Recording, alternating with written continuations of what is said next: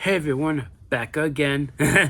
Hot on the heels of D23, I want to review a Pixar movie that came out last year that I never got the chance to see in theaters when it was in theaters last year, but I just saw Elemental for the first time with a couple of friends like last Friday, so about a week ago, and I cannot wait to talk about this because this movie like it hit me. It hit me right here in the feels. Yeah. Visually, this movie is beautiful. Like I loved the animation style for this film. It was unique. It was visually stunning to look at, especially in city landscape shots. And it was a really good story too. I'm a little bit behind on Pixar movies nowadays. I don't always see Pixar movies as much as I used to, but this movie it hit me. It hit me because you follow this character of Ember. At first, I thought it was Amber with an A, but I was looking it up, and it's actually Ember with an E.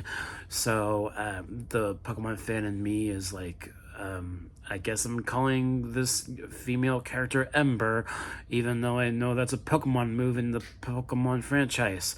I'll do my best to not make the mistake of saying Amber, which will make more sense for a name. But okay, Ember. Yeah, I liked. Speaking of, like, before I talk about the story, I want to talk about how this movie kind of tackled how different societies differentiates compared to what they are, and in regards to the different elements. This movie is kind of unique in the sense that we're seeing these societies based on the elements. Like, there's a city and a culture based on the fire element. There's a city and a culture based on the water element, and it's fascinating because you see how different these cultures are and how different their societies are. And I think that's very fascinating because it lends itself to being this kind of story where you get these characters that you're following, and they are completely opposite from one another, and they both live completely different lives, which leads into the story being a love story between these two particular characters that are completely opposite from one another. And I thought that was very fascinating because Ember, she's working in this store that her dad owns, and her dad plans to retire and have her continue the business for him. And in that way, this is a family film in the sense that, you get this kind of family story with Ember's character where she's sort of in that mindset of she has to do what her family wants her to do, rather than doing what she wants to do. And I think that's very fascinating. She's a very talented character too, in a sense that the things that she can do are amazing because she's a very talented. And I thought that was very fascinating. And then you get the character of Wade, who, when throughout the beginning of the film, Ember, it's so weird to say Ember.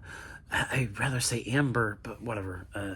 Anyway, she has these temper tantrums, and as a result of her temper tantrums, there are these explosions that can happen, and it leads to the character of Wade and how he was like doing some sort of maintenance work or something. I wasn't really sure what he was doing, but he was like fixing like a pipe or something, maybe because water was leaking, and then the explosion happens because of her temper tantrum, and then Wade starts to get drained down the pipe, and then that's how the two characters meet.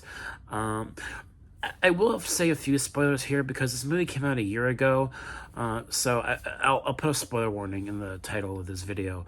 But yeah, and I don't want to give away too many though, because it's still a relatively new movie, and I don't want to spoil it too much. But I will say a few things here. So yeah, and I liked how these two characters didn't like Ember didn't really stand him as that much at first, but over time, the more they got to know each other, there was this bond that formed between the two of them, and think that in that journey that they go on to help restore certain things within their respective cities, they start to fall in love, and I think that's a very fascinating story. As a result of this love story, there's an aspect of this movie that kind of it affected me in a way that because these two characters are completely different and live on opposite sides of this world in a sense, that kind of reminded me of certain things that I go through, and I just thought that was very moving and very relatable. And some of the things that Amber goes through with her dad and her family are also very relatable. Like there's a lot of elements of this film that you can relate to, and it's a family film, it's a love story film, it's a romance film, and there's a little bit of everything for everyone of almost every demographic.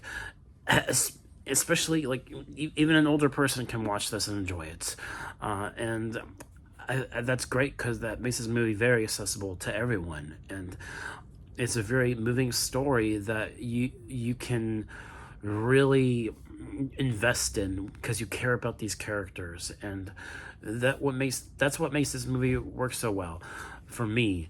As a fan of Pixar, it's one of the better Pixar movies I've seen in a while.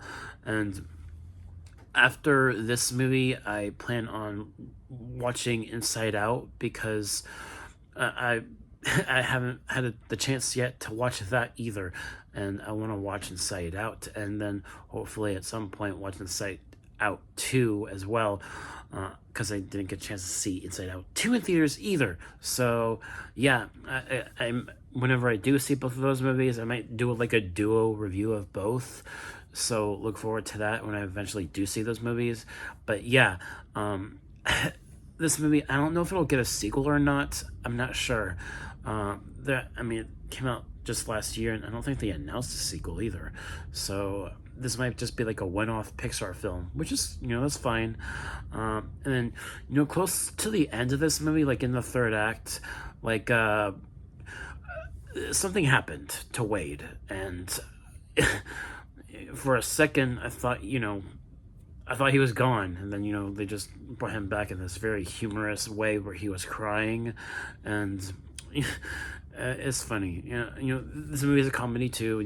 Almost all Pixar, pretty much every Pixar movie is a comedy, and I think a lot of the humorous elements of this kind of didn't overshadow like the more emotional stuff either. Like, there are some moments in this film where you get these emotional moments as this love story continues, and there's some beautiful imagery in this. There's some very beautiful imagery in this film with the way it looks visually, and it's a work of art, and it's very entertaining as a result as well, because of this love story. And I loved this film. It was a great film, and I'm glad I got to see it with these two new friends that I made.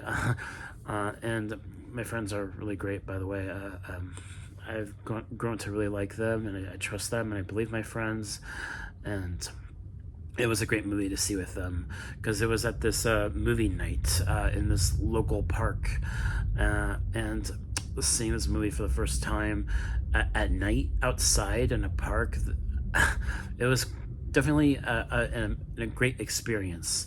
And I cannot wait to have more of these kind of movie nights with my friends as well. So can't wait for that as hang out with them more. And, as a result, I don't feel quite as lonely. But at the same time, though, there are times I do still feel lonely, despite the fact that I have these new friends. But aside from all that, this was a great film. Elemental, I definitely give an A. I don't really have any too many flaws with it, except for the fact that I think the pacing of this movie, there were a few times where it started to slow down a little, and there's also this other moment where, in the third act, where there's it's basically like a flow of water like flowing throughout the city, and you don't get that kind of chaos really from other citizens, because they're all evacuating, but you don't really get the sense that, I mean, they are fearful, and then it's just, I didn't see that kind of destruction, I guess, that I was expecting from a giant flow of water going through a city. So it's okay though. But yeah, definitely an A grade for me with Elemental. It was a great film. And yeah, those are all my thoughts. Thank you guys so much for watching. And yeah, definitely check this out. It's on Disney Plus, I'm sure. So it's worth it. It's worth watching. It's a great film. So yes, thank you all so much for everything and for tuning in to my videos today. The trailer for Kraven the Hunter dropped, and I did a post for it. I didn't want to do a reaction because there's also a Johnny Cash song playing in it, and I don't want to get a copyright claim. So that's my reasoning for that being a post and not a trailer reaction. So that should do it. Thank you guys so much for watching. I'll see you all next time. Peace.